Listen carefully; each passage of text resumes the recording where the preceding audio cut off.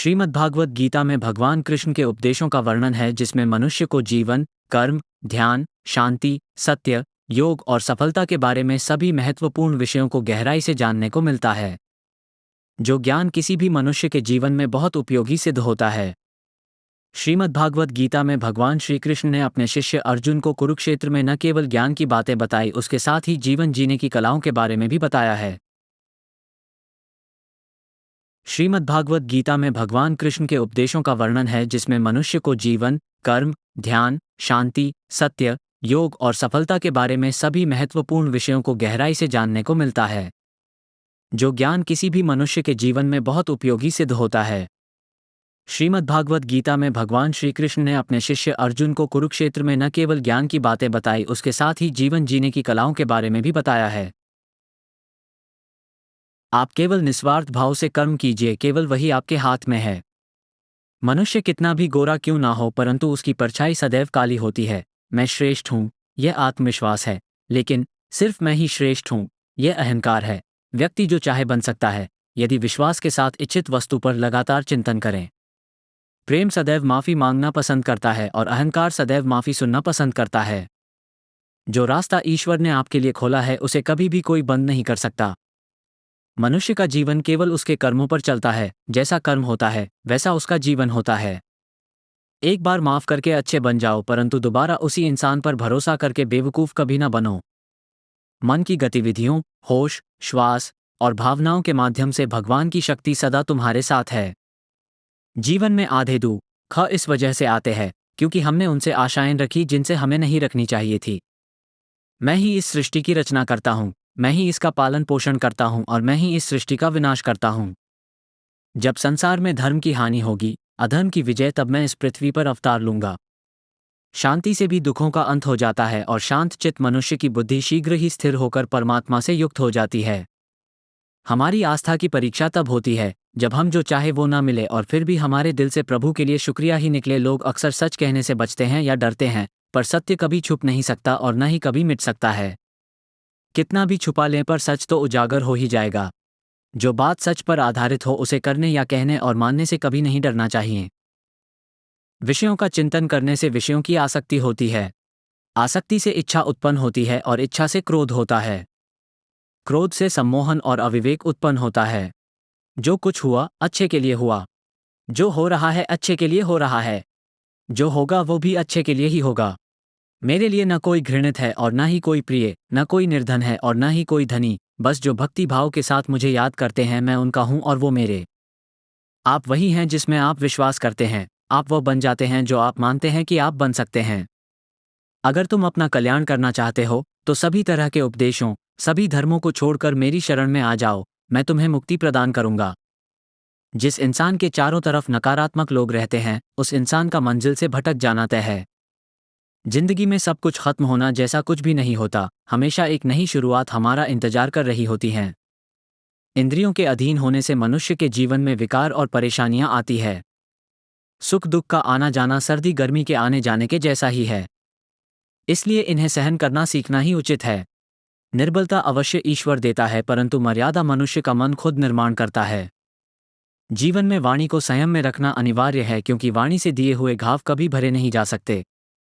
मनुष्य उसके लिए शोक करता है जो शोक करने के योग्य नहीं है, और फिर भी ज्ञान की बातें करते हो। बुद्धिमान व्यक्ति ना जीवित और ना ही मृत व्यक्ति के लिए शोक करते हैं। मैं हमेशा तुम्हारे साथ और तुम्हारे आसपास रहता है, चाहे तुम कुछ भी कर रहे हो। जो हुआ अच्छा हुआ, जो होगा अच्छा होगा। स्वयं को मुझ पर छोड़ दो, अपने कर्म पर ध्यान दो। कर्म ऐसा जो स्वार्थ रहित पाप रहित हो। जीवन में समय चाहे जैसा भी हो, परिवार के साथ रहो। सुख हो तो बढ़ जाता है और दुख हो तो बढ़ जाता है। मोहग्रस्त होकर अपने कर्तव्य पथ से हट जाना मूर्खता है, क्योंकि इससे ना तो तुम्हें स्वर्ग की प्राप्ति होगी और ना ही तुम्हारी कीर्ति बढ़ेगी। श्री कृष्ण कहते हैं कि सत्संग ईश्वर की कृपा से मिलता है, परंतु कुसंगति में पड़ना मनुष्य के अपने ही हाथों में होता है। इच्छा पूरी नहीं होती तो क्रोध बढ़ता है और इच्छा पूरी होती है तो लोभ बढ़ता है। इसलिए जीवन की हर स्थिति में धैर्य बनाए रखना। धर्म केवल रास्ता दिखाता है, लेकिन मंजिल तक तो कर्म ही पहुंचाता है।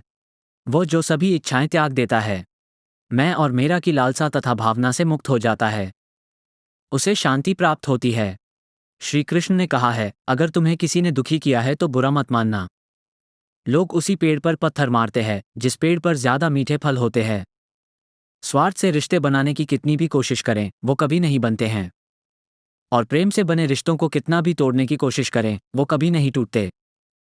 अगर व्यक्ति शिक्षा से पहले संस्कार, व्यापार से पहले व्यवहार और भगवान से पहले माता पिता को पहचान ले तो जिंदगी में कभी कोई कठिनाई नहीं आएगी। जिस मनुष्य ने जवानी में बहुत पाप किए हैं उसे बुढ़ापे में नींद नहीं आती। श्री कृष्ण कहते हैं कि मनुष्य को अपने मन को बार बार समझाना चाहिए कि ईश्वर के सिवा उसका कोई नहीं है। परिवर्तन इस संसार का नियम है। कल जो किसी और का था, आज वो तुम्हारा है, एवं कल वो किसी और का होगा।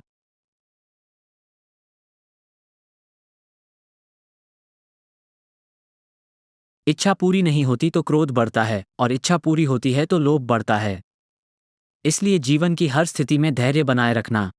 धर्म केवल रास्ता दिखाता है, लेकिन मंजिल तक तो कर्म ही पहुंचाता है। वो जो सभी इच्छाएं त्याग देता है, मैं और मेरा की लालसा तथा भावना से मुक्त हो जाता है, उसे शांति प्राप्त होती है।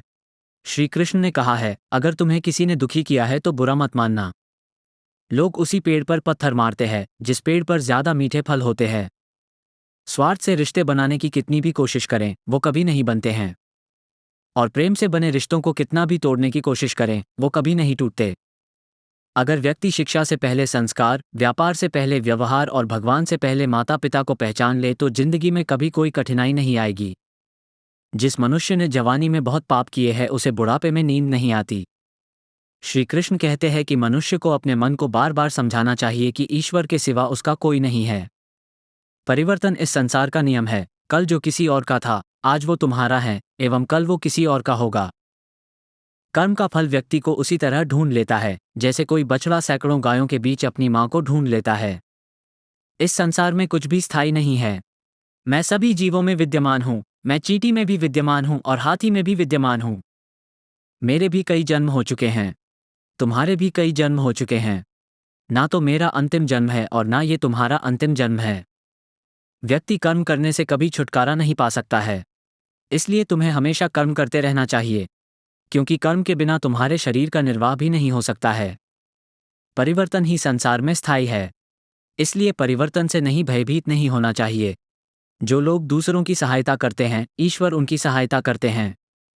जब ये संसार ही स्थायी नहीं है तो इस संसार की कोई वस्तु कैसे स्थायी हो सकती है। आत्मा शरीर को वैसे ही छोड़ देती है जैसे मनुष्य पुराने कपड़ों को उतारकर नए कपड़े धारण कर लेता है। मन शरीर का हिस्सा है। सुख दुख का एहसास करना आत्मा का नहीं, शरीर का काम है। मान अपमान, लाभ हानि, गम और खुशी सब मन का खेल है। ये वीडियो अपने दोस्तों और परिवार के साथ जरूर शेयर करें। ऐसे ही अन्य रोचक, ज्ञानवर्धक और आकर्षक वीडियो देखने लिए हमारे सिंपली भक्ति चैनल के साथ बने रहें। धन्यवाद मित्रों।